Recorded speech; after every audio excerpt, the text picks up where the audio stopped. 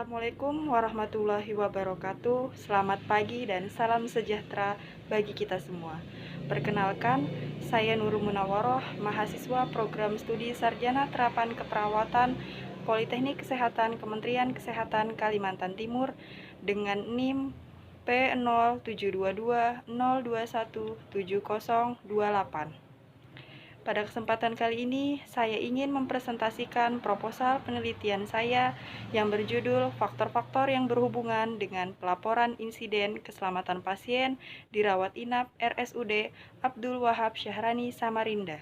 Sebelumnya, saya ingin mengucapkan terima kasih kepada Bapak Dr. Manajemen Edi Sukamto, Sarjana Keperawatan, Magister Keperawatan, selaku Ketua Penguji, Ibu Dr. Hilda, Magister Kesehatan selaku anggota penguji 1, dan Bapak Nurse Rizky Setiadi, Sarjana Keperawatan, Magister Kesehatan Masyarakat selaku anggota penguji 2. Baik, langsung saja. Pada kali ini akan membahas 3 poin penting, yaitu pendahuluan, tinjauan pustaka, dan metode penelitian. Latar belakang masalah dari penelitian ini adalah, yaitu keselamatan pasien telah menjadi masalah pelayanan kesehatan global, terutama bagi pelayanan rumah sakit. Pelayanan kesehatan di rumah sakit sangat beresiko tinggi terhadap terjadinya insiden keselamatan pasien, karena merupakan suatu wadah yang memiliki pelayanan yang sangat kompleks dan multidisiplin ilmu. Nah, maka dari itu keselamatan pasien menjadi hal yang sangat prioritas untuk dilaksanakan pada pelayanan di rumah sakit untuk meminimalkan terjadinya insiden keselamatan pasien. Yang mana insiden keselamatan pasien itu merupakan suatu kejadian yang mengakibatkan atau beresiko mengalami cedera baik secara ringan, sedang, berat, hingga fatal, yang akan berdampak pula bagi pasien maupun bagi rumah sakit. Kemudian, secara internasional, menurut National Patient Safety Agency pada tahun 2017, bahwa laporan insiden keselamatan pasien pada tahun 2016 yaitu 1.879.822 insiden. Kemudian dilanjut lagi dari NHS di Inggris melaporkan insiden keselamatan pasien kepada National Reporting and Learning System pada yang dimulai dari Oktober 2018 hingga September pada 2019 sebanyak 2.154.315 insiden, yang mana terjadi peningkatan 8,2% dari tahun sebelumnya. Kemudian data dari nasional, menurut data Kemenkes pada tahun 2015, bahwa pelaporan insiden keselamatan pasien di Indonesia tercatat sebanyak kejadian nyaris cedera 197 kasus, kejadian tidak diharapkan 333 kasus, dan kejadian tidak cedera sebanyak 205 kasus. Kemudian pada tahun 2019, berdasarkan rumah sakit yang melaporkan insiden keselamatan pasien tercatat sebanyak 7.465 insiden. Kemudian secara regional, pelaporan insiden keselamatan pasien pada tahun 2017 yang ada di Rumah Sakit Abdul Wahab Syahrani itu terdapat sebanyak 2.267 insiden dengan rincian kejadian nyaris cedera sebanyak 1.996 insiden, kejadian potensial cedera sebanyak 176 insiden, kemudian kejadian tidak diharapkan sebanyak 63 insiden, dan kejadian tidak cedera sebanyak 44 insiden. Nah, untuk menurunkan dan menekan angka kejadian terjadinya insiden keselamatan pasien dan untuk meningkatkan mutu pelayanan rumah sakit, maka dibutuhkan suatu upaya yang harus dilakukan, yaitu penerapan budaya pelaporan insiden keselamatan pasien. Maka dari itu, jika terjadi suatu insiden keselamatan pasien di rumah sakit, maka perawat wajib memberikan pertolongan terlebih dahulu dan mencatat pada formulir insiden keselamatan pasien untuk dilaporkan kepada atasan atau kepala ruangan, yang selanjutnya akan dilaporkan kepada tim keselamatan pasien di rumah sakit dalam waktu maksimal 2 kali 24 jam. Nah, pelaporan ini sangat wajib dilaksanakan oleh siapa saja atau semua staf yang pertama kali menemukan insiden dan yang terlibat dalam insiden tersebut. Maka dari itulah, partisipasi aktif dari seorang perawat dan komitmen yang tinggi sangat diperlukan dalam penerapan budaya pelaporan insiden keselamatan pasien di rumah sakit, yang menjadi faktor kunci untuk membahayakan dalam penerapan pelaporan insiden keselamatan pasien di rumah sakit, yaitu karena kurangnya keinginan atau niat staf untuk melaporkan insiden. Nah, untuk menciptakan niat tersebutlah banyak faktor yang mempengaruhinya. Berdasarkan penelitian dari Jenita pada tahun 2019 menunjukkan bahwa pemberian imbalan atau reward yang tinggi, umpan balik atau feedback yang baik, serta mengikuti pelatihan tentang pelaporan akan mempengaruhi kinerja seseorang tersebut untuk mempengaruhi dalam pelaporan insiden. Kemudian didukung pula oleh penelitian Nomi yang mengatakan bahwa faktor yang mempengaruhi pelaporan ini terbagi menjadi dua, ada faktor pendorong dan faktor penghambat. Berdasarkan latar belakang di atas, maka peneliti ingin membuktikan dalam penelitian ini mengenai faktor-faktor yang berhubungan dengan pelaporan insiden keselamatan pasien dirawat inap RSUD Abdul Wahab Syahrani Samarinda. Kemudian rumusan masalah. Rumusan masalah pada penelitian ini yaitu apa sajakah faktor-faktor yang berhubungan dengan pelaporan insiden keselamatan pasien dirawat inap RSUD Abdul Wahab Syahrani Samarinda. Kemudian tujuan penelitian terbagi menjadi dua. Yang pertama adalah tujuan umum, untuk mengetahui apa saja faktor-faktor yang berhubungan dengan pelaporan insiden keselamatan pasien dirawat inap RSUD Abdul Wahab Syahrani Samarinda. Tujuan khususnya yang pertama yaitu mengidentifikasi karakteristik responden, kedua mengidentifikasi faktor-faktor yang berhubungan dengan pelaporan insiden keselamatan pasien, yang ketiga menganalisis faktor-faktor yang berhubungan dengan pelaporan insiden keselamatan pasien, dan yang terakhir menganalisa faktor yang dominan yang berhubungan dengan pelaporan insiden keselamatan pasien dirawat inap RSUD Abdul Wahab Syahrani Samarinda. Manfaat penelitian. Ada manfaat secara teoritis dan manfaat secara praktis. Secara teoritis, manfaatnya yaitu agar mampu menambah pengetahuan, wawasan, serta dapat menjadi pengembangan ilmu keperawatan, khususnya di bidang manajemen mengenai pelaporan insiden keselamatan pasien. Kemudian secara praktis, manfaat bagi rumah sakit bisa menjadikan bahan pertimbangan serta masukan untuk meningkatkan pelayanan kesehatan terkait keselamatan pasien. Kemudian bagi peneliti sendiri, itu dapat memberikan pengetahuan dan wawasan yang lebih luas kepada peneliti tentang pelaporan insiden keselamatan pasien. Kemudian bagi responden, ini bermanfaat untuk meningkatkan pelaksanaan budaya pelaporan insiden keselamatan pasien serta mengevaluasi bagi responden tersebut.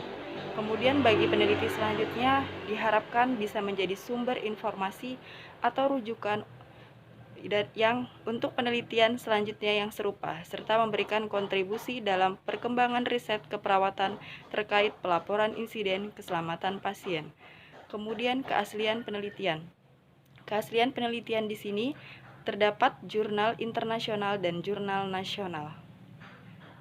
Kemudian lanjut ke bagian kerangka teori. Berdasarkan dari buku panduan keselamatan pasien dan penelitian terdahulu, maka faktor-faktor yang terdiri dari tingkat pengetahuan, pemberian umpan balik, budaya keselamatan pasien, peran kepemimpinan, pemberian imbalan atau reward, serta keikutsertaan dalam penelitian merupakan faktor-faktor yang mempengaruhi terjadinya atau pelaksanaannya pelaporan insiden keselamatan pasien, yang mana pelaporan insiden keselamatan pasien itu dilaksanakan secara internal, lalu dilanjut dengan internal. Kemudian pelaporan insiden keselamatan pasien wajib dilaporkan untuk semua insiden yang terjadi di rumah sakit, yang terdiri dari KTD, KNC, KTC, KPC, dan kejadian sentinel. Kerangka konsep.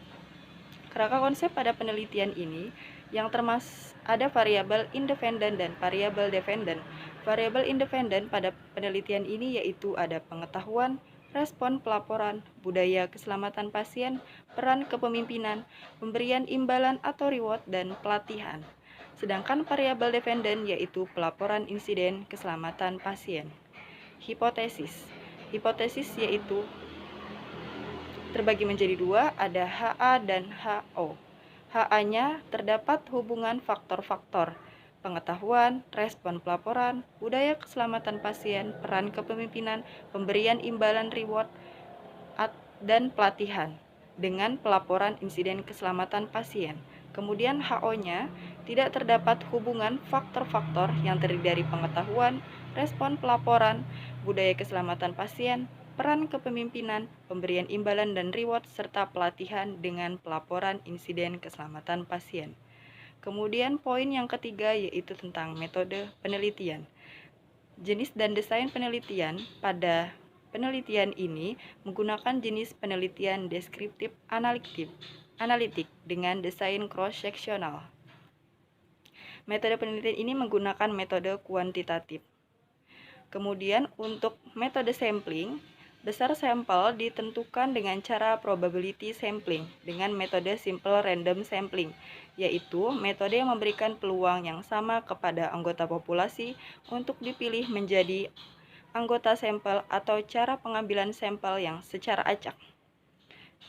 Populasi dalam penelitian ini adalah semua perawat pelaksana yang ada di rawat inap RSUD Abdul Wahab Syahrani Samarinda, yang dimana sudah terdapat beberapa ruangan yang saya pilih untuk menjadi populasi dari penelitian ini.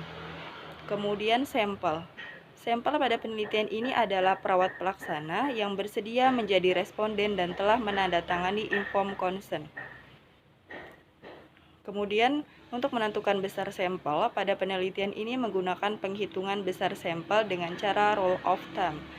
Nah, untuk cara ini angka yang disarankan yaitu 10 kali lebih banyak dari jumlah variabel independen. Variabel independen pada penelitian ini berjumlah 6, maka sesuai rumus di atas berarti 10 dikali 6, yaitu 60 sampel. Kemudian setelah mendapatkan 60 sampel, kita lakukan lagi penghitungan sampel yang drop out, jadi kemungkinan keluar pada saat penelitian. Itu setelah kita lakukan sesuai rumus tersebut dengan total menjadi 67 sampel. Untuk pembagian setiap ruangan atau per kelompok di rawat inap RSUD Abdul Wahab Syahrani, maka kita menggunakan rumus untuk memproporsionalkan setiap ruangan tersebut. Maka bisa terlihat pembagian sampel per ruangan pada PPT sebelah ini. Kemudian tempat dan waktu penelitian. Penelitian ini dilaksanakan pada bulan Januari sampai Februari di rawat inap RSUD Abdul Wahab Syahrani Samarinda. Definisi operasional dari variabel independen yang pertama adalah pengetahuan. Pengetahuan merupakan tingkat pemahaman responden terkait pelaporan insiden keselamatan pasien, meliputi apa, kapan, siapa, di mana, dan bagaimana cara melaporkan insiden keselamatan pasien. Kuesionernya, alat ukurnya yaitu menggunakan kuesioner dengan 10 pertanyaan dengan skala Goodman. Kemudian skornya dikatakan baik jika skor lebih atau sama dengan dari mean atau median, kurang baik jika skor kurang dari mean atau median. Skalanya ordinal. Kemudian respon pelaporan, yaitu tanggapan yang diberikan kepada pelapor berdasarkan pada penerapan pelaporan yang telah dilakukan sebagai rangsangan untuk perbaikan dalam tindak lanjut, menggunakan kuesioner dengan 4 pertanyaan dengan skala Likert. Hasil ukurnya terbagi menjadi 2, baik dan kurang baik, dengan skala ordinal. Kemudian budaya keselamatan pasien, yaitu keyakinan dan sikap yang dianut oleh seluruh staf sebagai bentuk dukungan pelaksanaan pelaporan IKP dengan budaya tidak menyalahkan, melibatkan pimpinan dan berfokus pada sistem. Kuesioner dengan 42 pertanyaan dengan skala Likert. Ini menggunakan kuesioner yang berpedoman pada AHRQ. Skornya baik dan kurang baik. Kemudian yang keempat, peran kepemimpinan. Kepemimpinan berperan sebagai penggerak suatu tim agar dapat mendukung penerapan budaya pelaporan insiden berjalan optimal dengan menggunakan kuesioner 6 pertanyaan dengan skala Likert dengan skor kategori baik dan kurang baik, skala ordinal. Kemudian pemberian imbalan atau reward.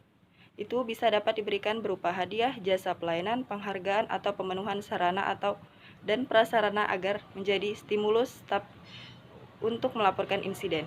Kuesioner 5 pertanyaan dengan skala Likert, skornya dengan kategori tinggi dan rendah. Kemudian pelatihan, yaitu persepsi atau cara pandang responden terhadap pelatihan, yaitu proses pembelajaran singkat yang bertujuan untuk memperoleh pengetahuan dan keterampilan terkait pelaporan insiden keselamatan pasien. Kuesioner dengan 4 pertanyaan dengan skala Likert, skor dengan kategori baik dan kurang baik. Dan terakhir untuk variabel dependen, yaitu pelaporan insiden keselamatan pasien menggunakan kuesioner 25 pertanyaan dengan skala Likert. Skornya yaitu dilaporkan dengan tidak dilaporkan. Instrumen. Pada penelitian ini, instrumennya disusun dan dirancang oleh peneliti sendiri, berdasarkan tinjauan pustaka yang berisi tentang faktor-faktor yang berhubungan, serta tentang pelaporan insiden keselamatan pasien. Sedangkan untuk kuesioner dengan pengukuran budaya keselamatan pasien menggunakan kuesioner yang baku oleh AHRQ dengan 42 item pertanyaan. Validitas dan reliabilitas. Uji validitas pada penelitian ini akan dilakukan pada perawat yang bekerja di rumah sakit Samarinda yang memiliki karakteristik yang sesuai dengan penelitian di atas. Penelitian ini akan dilakukan uji validitas pada variabel independen dan variabel dependennya. Kemudian reliabilitas pada penelitian ini berarti jika pada waktu berbeda tetap konsisten terdapat data subjek penelitian. Uji reliabilitas yang dilakukan pada penelitian ini menggunakan pembandingan nilai Cronbach alpha pada uji statistik, di mana jika lebih dari 0,6 maka dinyatakan bahwa alat ukur tersebut reliable. Teknik pengumpulan data yaitu tahap persiapannya. Yang pertama, mengurus surat izin ke bagian akademik, mengajukan surat izin penelitian kepada pihak AWS, kemudian setelah mendapatkan izin dan melakukan uji etik dari pihak ini, maka peneliti bisa melakukan sesuai jadwal yang telah ditentukan. Dari tahap pelaksanaan, dari pengambilan data diawali di setiap ruangan, kemudian memperkenalkan diri dan menjelaskan tujuan penelitian tersebut di setiap ruangan, kemudian memberikan inform consent, memberikan penjelasan tentang cara mengisi kuesioner dan responden diminta untuk mengisi kuesioner tersebut. Setelah itu, mengumpulkan kuesioner yang telah disebarkan sebelumnya, kemudian dilakukan pengecekan ulang. Setelah selesai, mengambil kuesioner kembali, lalu dilakukan tabulasi data dan pengolahan data oleh peneliti sendiri. Tahap yang akhir yaitu editing, coding, processing, dan cleaning. Kemudian analisa data terbagi menjadi 3, ada analisa univariat, bivariat, dan multivariat. Intinya pada univariat nanti akan menggunakan tendensi sentral. Sedangkan pada bivariat akan menggunakan uji chi-kuadrat untuk mengukur keeratan dari hubungan kedua variabel. Kemudian yang multivariat nanti akan menggunakan uji regresi logistik berganda dengan model prediksi. Kemudian etika penelitian terbagi menjadi 4, yaitu menghormati harkat dan martabat manusia, menghormati privasi dan kerahasiaan subjek, menghormati keadilan dan inklusivitas, dan menghitungkan manfaat dan kerugian yang ditimbulkan. Yang terakhir yaitu alur penelitian. Jadi yang dimulai dari ujian proposal, kemudian melakukan uji etik, terus mengurus surat izin penelitian di RSUD Abdul Wahab Syahrani Samarinda, melakukan penelitian dengan memilih sampelnya, yaitu perawat yang memberikan asuhan keperawatan secara langsung. Setelah kita menarik sampel, kemudian kita berikan inform consent. Jika responden tersebut setuju, maka diberikan kuesioner. Selanjutnya dilakukan analisa data dan pelaporan. Jika pada saat diberikan inform consent, si responden tidak setuju, maka penelitiannya di stop pada responden tersebut. Sekian dan terima kasih dari saya. Wassalamualaikum warahmatullahi wabarakatuh.